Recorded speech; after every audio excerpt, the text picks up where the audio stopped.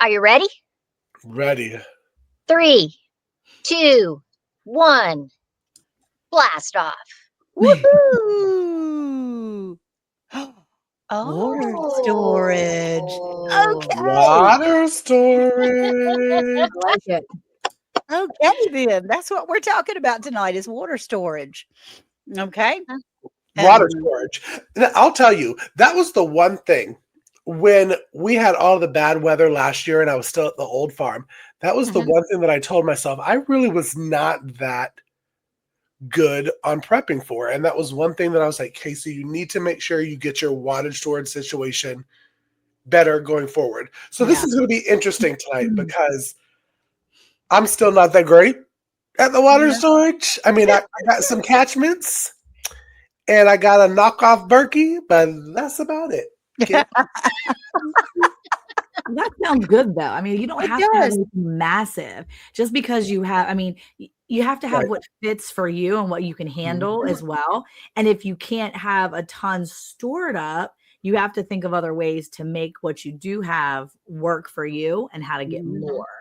So I think that's always been something that's been on my mind too. Yeah, once you lose water, you're done. And it's hard because you can't always prepare for something like that either. You know, when there's bad weather coming, you can, they tell you to, fill up your tub, fill up the extra bottles. But what happens if it's something that just happens?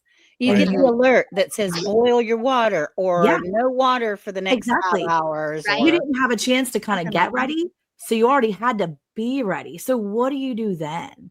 And how much do you have ready for you? I think that's important too. That's one of those things that I think about more than anything else is not when I have time to do it, but when I don't have time, what do I have? So what do you usually have, Miss Ann? What let's start with you. Cause I know you do this a lot too with, with you get hurricane weather and you get some ick weather over there in North Carolina.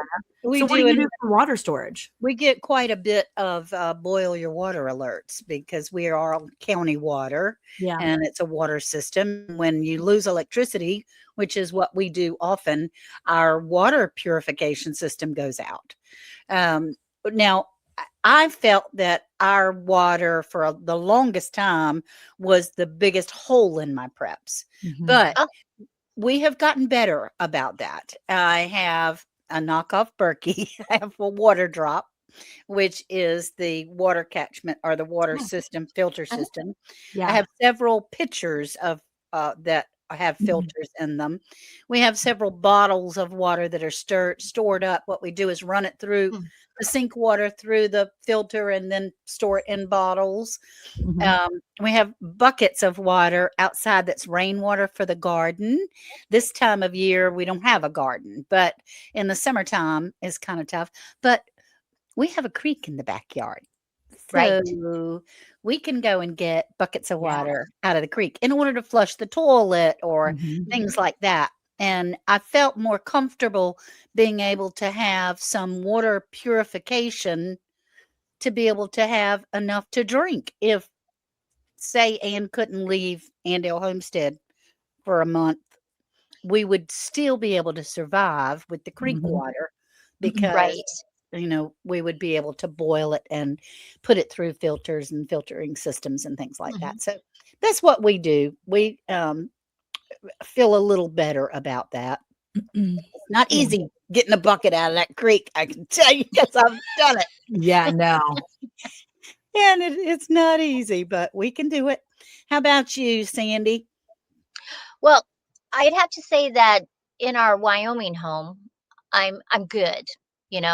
We have huge rain barrels in different parts of our roof, it comes off our roof and we collect it. On my terraces, everything is in swales. So you have to think not just my drinking water, but what about my plants and my trees and things like that? Because I may need to eat off of those things. Right. And so when we put in our terrace systems, we did great big swales and then we just filled them with bark and stuff so that they literally will hold a lot of water. And we have great big, they're square containers. I think they probably hold 10 gallons of water and they're stackable. So we have those downstairs in case we need them and you just can rotate that water out. But we do have tablets that you can put into water too that will help purify it. We have a Berkey, a real one. Oh, Oh, good. but down here in Arizona, um, that, you know, they don't even have rain gutters. I Oh, mean, yeah. because they don't really, when we get rain, it's usually the monsoons, and we're not actually here then. Um, it did rain later this fall, so we did see some of the rain, but that's unusual. Mhm. But we do have the canal that's like a few blocks away. Okay. And that's part of the river that they just have canals that come through Yuma. And so we could get water from them. Plus, um, most of my part of Yuma used to be underwater. Oh, And so you can literally dig down. People don't have basements in my area because of the water table being so high. oh my goodness. Now, the water Yeah. probably would be yucky tasting, Mhm. but you could filter it, you could boil it. Yeah. I could even run it through sand Right. and then boil it again, or run it through ash. I could do a lot of different things Mhm. to help filter that. Sandy, something that scares me a little bit, that it doesn't scare me, but it does make me aware. When we had a really terrible hurricane here in 2000, um, Irene or Isabel came through and it flooded our little town. I mean, it Mhm. it was bad. It flooded major areas like two-story homes. It was up Right. to halfway up the second floor homes, which is like the 300-year flood or something. Mhm. But when it came in, it swooshed back out. And when it swooshed back out, it took everything: sewage, Yeah. Yeah. septic, chemicals, oil, gasoline, everything back out with it. And so, I'm thinking I'm cool with my creek in the backyard that's a subsidiary of the Sound. And I'm concerned, what if that's contaminated with a whole bunch of Right. dead animals and gas and Right. oil and yuck? So the only thing I figure that would be really good for is the toilet. I Yeah. can Flushing the toilet. I Yes. can still flush my body, so that would be good. How about you, Monica? See, you have animals that have to have. I have chickens that would, we could make out with the chickens, but you have animals that need water. What would you do? So we have a bunch of IBC totes that we have, and we have a water catchment system that comes right off of our house. We have two different of those IBC totes that are attached to the side of our house, and then we have Mhm. four of them off to the side. And I have used those for years to water our garden or water the animals if I need to. So in a drought, my goal is to each year to use those essentially six full totes when we go into the winter, into this really dry season. My goal is to not do any water from the house. I don't water my garden with our house water at all. We fill up those totes, and then we take those totes and we fill up water into big empty bins. I have them all around my garden, and I ladle the water out and I hand water every plant. Mhm. So I don't have a hose. I don't sprinkle a hose or use any of that because I don't water from the top like that. I water at the base of my plants most Good of the for time, you. because I just find that it works better. Otherwise, I run into issues. So I hand water. Needless to say, we have that same water system for our animals. Now we do have a pond, and it's deep enough, thankfully, our tank, pond, whatever you call it, that even in the worst drought, and I've been here almost 12 years now, it has never dried up, ever. Oh, thank Mm. goodness. We've had a lot of really consecutively dry days. I mean, we've gone months without a single drop of water. And Yeah. I've watched that pond get very, very low. Thankfully, we always have water. So that has been always been a thought. Okay, if we need water, where can we go? And Eric is always first go to the IBC totes. Number two, we'll go to the tank. We'll go to the pond down the back.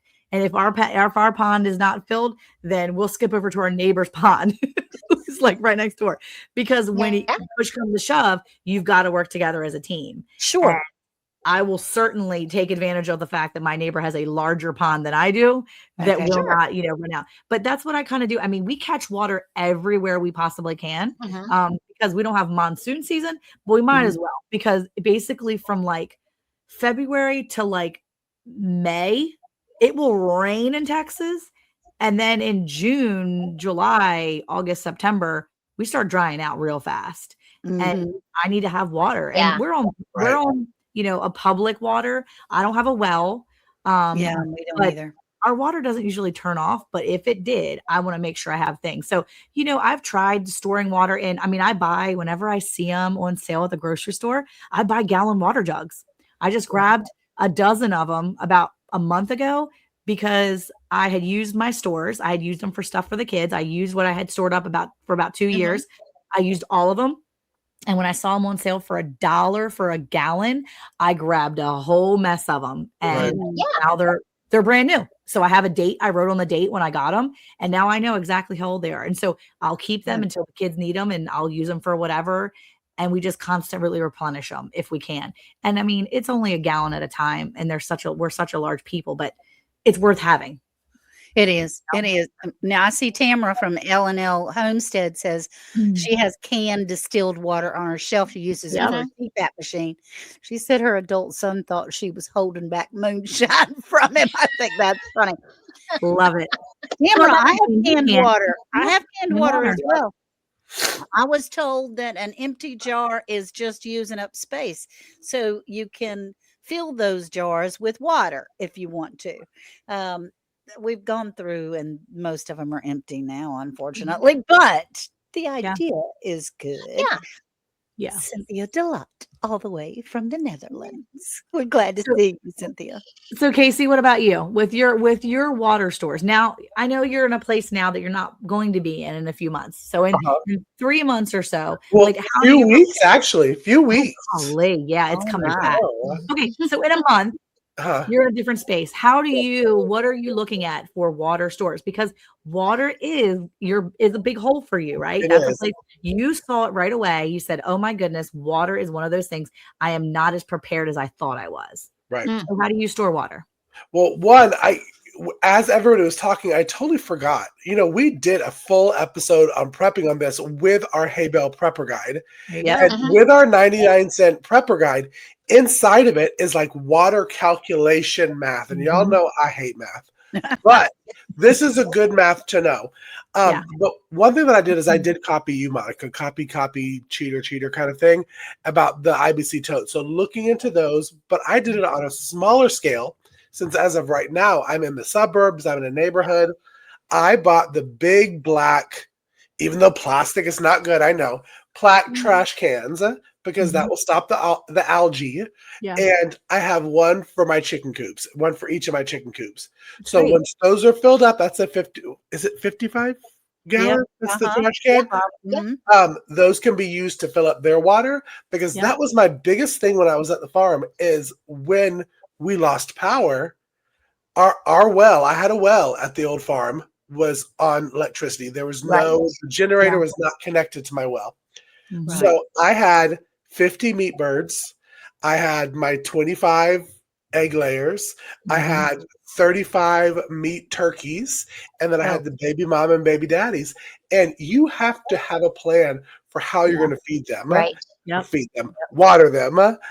So I thought for every one of my little coops, because I will have more coops at the new homestead, ducks and turkeys, I decided I'm going to keep a 55-gallon black trash can water. That's also good for gardens too, because you can dip your little hand water in there, fill it up old school. And I'm like Monica, twinsy. I like to water at the base of the plant. That is now for me. I still got a lot of work to do, but chickens, check. We're good. Yeah. They'll live.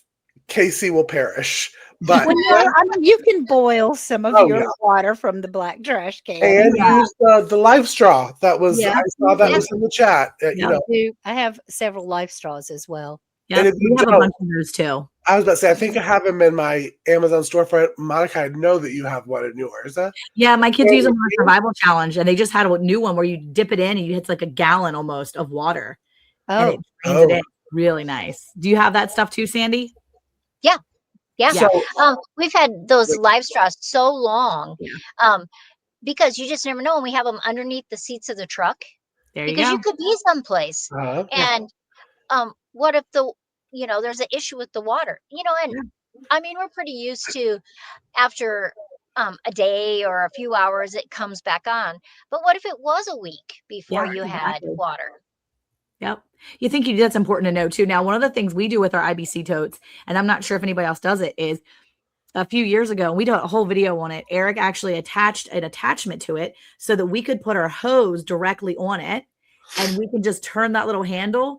And then I have a hose that comes off. And because it's gravity fed, I don't have to worry about power. We also have a hand pump that if you take it and put it inside, you just pump it up and down and it puts the water out into another. So we've done that too, because we wanted to make sure that we had opportunities to get ways to get that water out of those totes without having to climb in or dip down and reach down, because we're only getting older and I need easier ways to get what I need when I need it, because we won't always have electricity. And what happens if you need that? So yeah. That's awesome. A Sawyer filter. Wonder what is that? Oh yeah. It's a Sawyer is just a brand. And like the Life Straws or the Water Drop and all that, the Sawyer brand.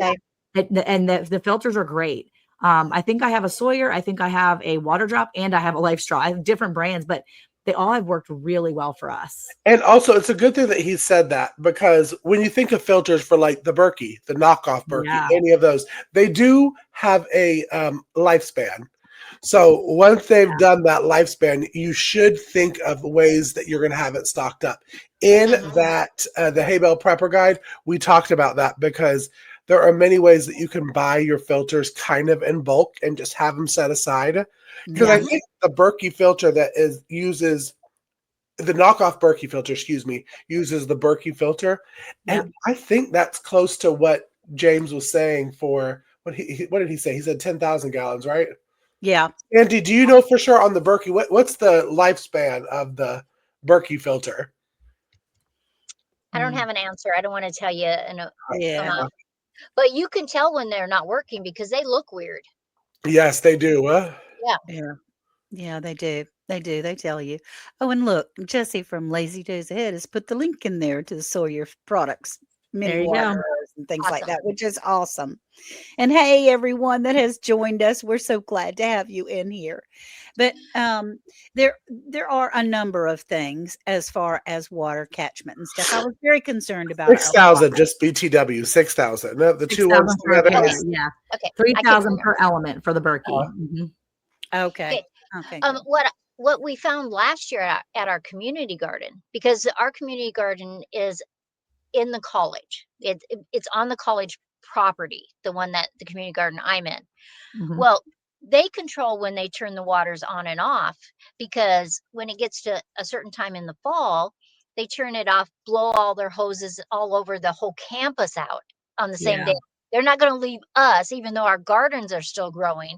They're going to shut it off. So this last fall, it had been so nice, and they blew out the hoses and there's no water, but we knew what day it was happening. So many of the gardeners came down with those great big trash cans and just filled all of them up. And some of them put netting over top so they could leave it open in case it rained. Some of them just put the lids on. But then you hand water just like Monica does. Right. You have to think about those things. And do you have buckets in your house that say the water's out and all of a sudden it starts to rain? Do you have things to collect that rain? Even if you're taking buckets and pots and pans out there to collect that rain. Yeah. I have watched so many times. It's funny because you said that, because Cheese's Loving Homesteader, Carmen, she did a little reel. I guess it was last year when it was raining, like pouring, because again, it's dry. And all of a sudden Texas skies open right up and it's just monsoon for like 20 minutes. And she had pots and pans outside collecting the water, because she's like, I'm going to collect this water right now, because in a day my plants are going to want this, and this is cheap. And that's the thing. I always have all those containers ready. I have every empty container. If you know people with livestock, go grab those livestock mineral tubs, those protein tubs. Yeah. This is the season that cattle people are feeding their animals protein tubs. Well, at the end of the season, they're done with those big tubs. And if they're not gardening or they're not collecting water, they're going to try to get rid of them. So go buy some or ask them to take them off their hands for free.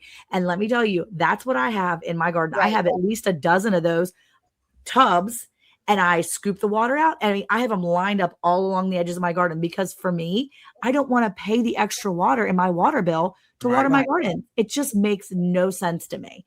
So, and if I need that water later, I can dip my filter thing in there and use that water.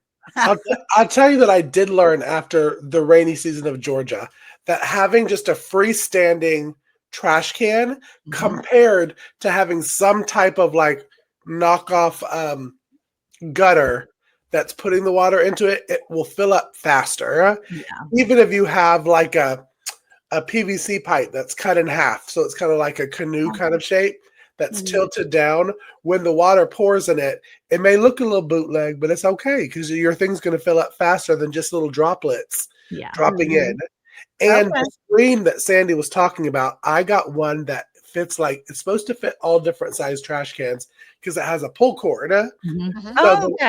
So if you have leaves or pine straw, it works wonderfully. I think I bought 10 of them for like $3 on the Amazon.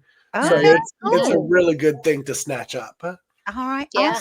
Also, you also can remember that when you're you can filter, because like if it floods and you have really bad stuff in your natural water system, as far as creeks or whatever, it's rock, sand, and charcoal, and you can filter your water through those things.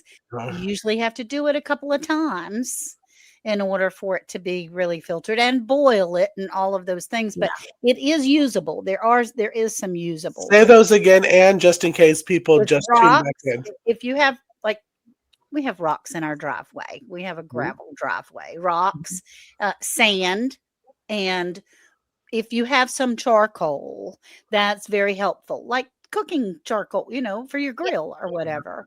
You just convert it up. You do want natural charcoal, like the little briquettes that some people use. They have the chemical so they burn faster. They'll stop for so you don't really want to use those. But you can buy bags, great big bags for your grill that are natural charcoals. Well, that's true, because that's what we get is the natural charcoal. I didn't even think about the ones that are like, already have the lighter fluid in them. Right. Yeah. Now, if you're someplace where there's a lot of moss, you can use a lot of different mosses will filter water too. Okay. So know your area. Yeah. I've watched a few great videos on people that live in the desert, and how they collect water, because usually like in Arizona, the southern part of Arizona, it's just the monsoons, right? That's the only time you're getting water. And I've seen them, how on your roof, or a patio, you have that corrugated sheeting, metal sheeting. They've made supports and it's just leaning like this. But the amount of water that you can collect on your roof per square foot, they have cisterns buried below, and all that water goes right down, directed over into that cistern. And it's amazing how much water they can filter just when those monsoons are coming through. That's awesome. Another option too, and I bet Sandy knows about these because these are super. I call them artsy fartsy when I see them at my my tack and ag, because they're so pretty. But my local feed store has these. As soon as you go towards the feed store, coming off the roof, right off the gutter, are these gorgeous rain chains. Yeah. And they're so pretty. And I'm like, I want one of these so bad, but I can't like rationalize one. So I can't like talk Eric into it. So it's going to have to be like a Mother's Day gift or something that I like beg my kids for, but they're so cool. And they work because the idea is that I looked it up just to verify, like to make sure that's what it was called. So a gutter rain chain will work by directing the rainwater down from the gutter area, right? And it slows, as the water flows down the chain itself, it slows it down enough, which helps slow the water itself, the speed of it, and helps reduce erosion. So if it's hitting the ground, if you're not catching it, obviously, then it's going to hit the ground and it doesn't make that, erode the ground. But why not get that gutter rain chain to flow right into some buckets or some bins? I mean, I have one. I'm so happy. And I think they're so cute. Guess who got it for me? My Auntie Peg. She's the artsy fartsy one. Oh, the artsy bar. It's the artsy fartsy one. I love it so. I'm like, I need these. Like, I'm the person that I love the wind chimes, and I need that. So it makes beautiful sounds when it rains. It just that's on my list. Under mine, I have a bucket. So you're catching water and you're not even trying. I mean, you're trying, but it's just a really cool way to catch water and to be kind of proactive, even if you're not thinking about it. You're really doing something for, your garden or for yourself later, because if you need that water, there it is. You're catching it. Right. That's right. Yeah.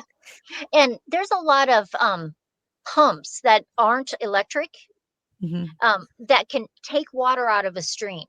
And then, and it can gravity feed by your house, to a catchment, to your gardens, to your trees. And some of them aren't very expensive. And so if that's something that would be your option, you could have it ready in case those things happen. Yeah, that's right. We actually would like to do that in order to be able to water our garden.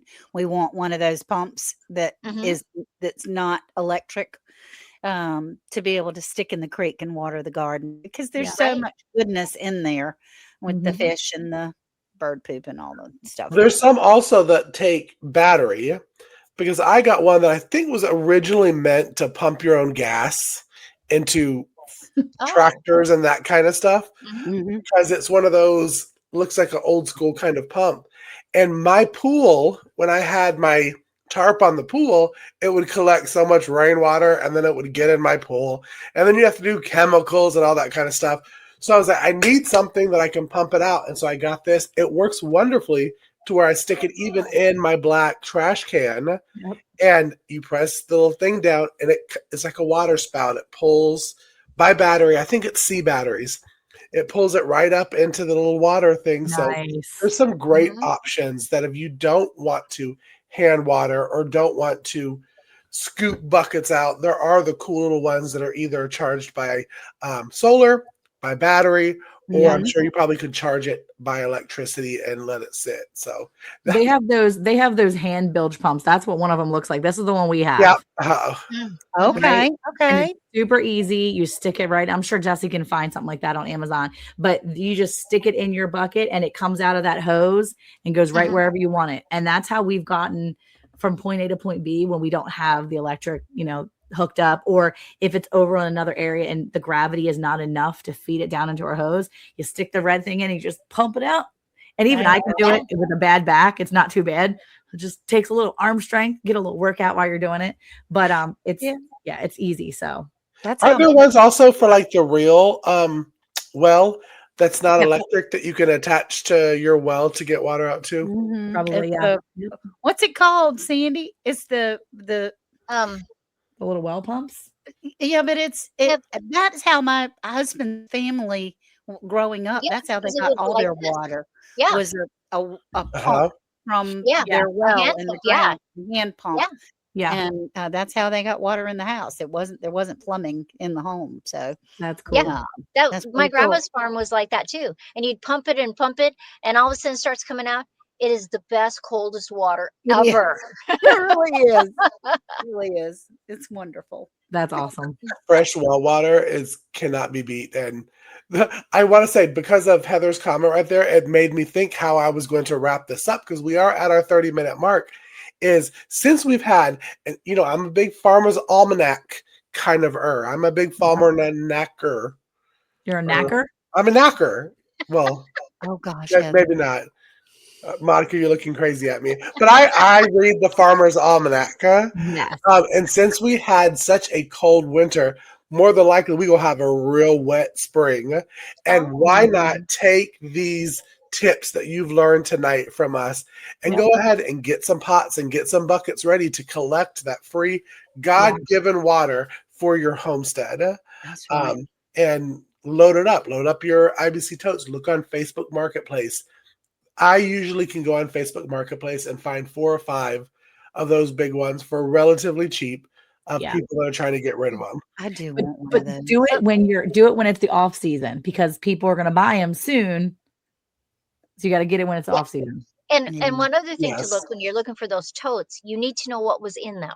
Yeah, food grade is best. Yeah, it has to be a food grade. It can't, because they look the same when they're rinsed out, but you don't want some chemical in there. No. Because that would have absorbed into the plastic. So you just ask a few questions. Motor oil. Ooh, that would be bad. Yeah. Okay. Well, I hope that did cover our water conservation, water storage. Storage would help me with the words thing. If anyone else there were a lot of ideas that people had that were in the chat. People that have pools that are nice. My daughter has a pool. My son lives right on the Sound, so he can get water. It's important to plan ahead. We just have to do a little planning. Yep, exactly. Yeah, and there's a lot of. I'm sorry, Sandy. Go ahead. I was just going to say there's a lot of ways to catch water when you don't really think there's even moisture in the air. Right. You can make the plastic sheets that has a rock in the center. And in the morning, you can find all this water that was just in the air that collected on that plastic. And then just drains down because that rock is holding that down. So there's a lot of ways to, there's in California, they have these sheet like things. They're not material sheets. It's made out of, I don't know, polycarbon something, but it looks like mesh. And it literally collects water from the wind. From the wind. There's things you can do. It's in the air, California needs water. That's for sure. All their do. fires. Yep. Morning dew. From the dew. Yeah, they do. That's right, Tamara. Okay. So that was great, y'all. Thank you for your suggestions in the chat. We love that. And so, Casey, what do we have that's coming up next in our Well, we got me coming up next, but if you have not already, I'm going to put it up one more time. Head over to our Etsy store if you scan our QR link, and you can get it's 99 cents. It has everything that we talked about tonight and more in there under the water prep section of the chapter. I think it's 87 pages. You get it for 99 cents. It really is a great little thing. All of us have it prepped. So I want to push people back over there, scan our QR code. But we talked about, we all have our little segments every